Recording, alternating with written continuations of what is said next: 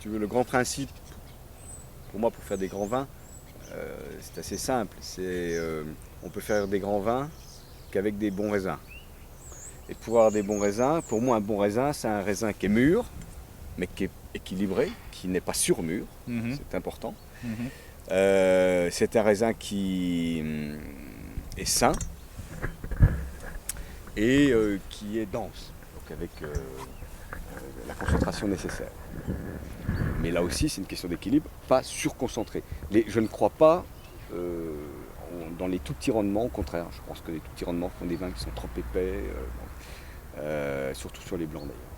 Et sur les rouges, ça peut être différent, mais sur les blancs, il faut qu'il y ait une certaine fluidité, il faut que le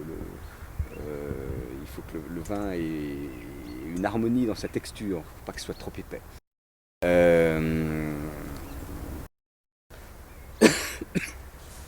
Et donc, pour obtenir ces raisins-là, je pense que le meilleur moyen, c'est d'une part de respecter, de faire en sorte que la plante soit véritablement dans son élément avec le sol et qu'il y ait une interaction entre la plante et le sol.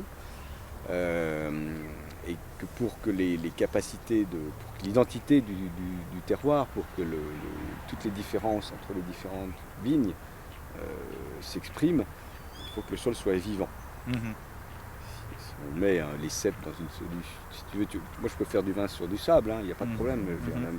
Après, il suffit juste de mettre les éléments nécessaires pour la nutrition de la plante. Mais le vin n'aura strictement qu'un intérêt. Donc pour que le vin traduit l'identité, les caractères du sol grâce au sol vivant, grâce à des séquences de nutrition qui sont tout à fait naturelles et aléatoires. Et c'est ça qui forme les molécules aromatiques. Et ces séquences de nutrition de la plante, elles sont différentes dans chaque vigne. Et pour aider ce processus, je pense que le meilleur moyen, c'est de ne pas perturber ces processus naturels d'assimilation, de nutrition, d'interaction entre la plante et le sol par des molécules chimiques. Et donc, comme la vigne est une plante très fragile, puisque c'est une des plantes les plus fragiles de toutes les cultures, il faut la protéger, certes, bien sûr, sinon on ne récolte rien, c'est clair. Mais il faut la protéger de manière la plus intelligente possible, c'est-à-dire plutôt prévenir les maladies que guérir les maladies, plutôt la protéger avec des moyens naturels qu'avec des moyens chimiques. Et en ce qui concerne le sol, les désherbants sont une catastrophe pour deux raisons. D'abord, ça pollue, et ça on le sait maintenant depuis longtemps.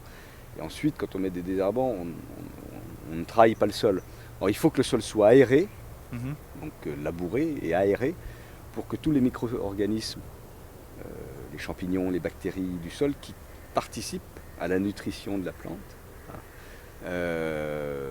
puissent s'effectuer. Et qu'est-ce que vous faites concrètement pour arriver à ça?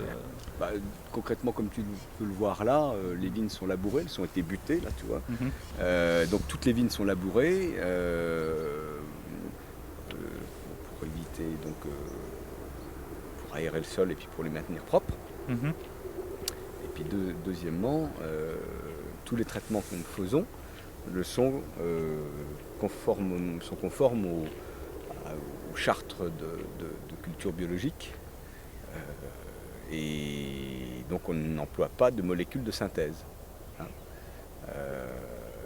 Voilà, alors j'ajouterais à ça qu'on essaie de respecter le rythme naturel de la plante, c'est-à-dire qu'on va, quand la plante est plutôt orientée vers le sol, si je puis dire, on va faire des travaux qui sont correspondants à cette phase-là.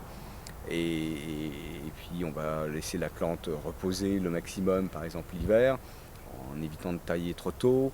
Il y a tout un ensemble de choses, si tu veux, qu'on fait pour essayer de travailler avec le rythme, en correspondance avec le rythme de la plante, et non pas contre le rythme naturel de la plante.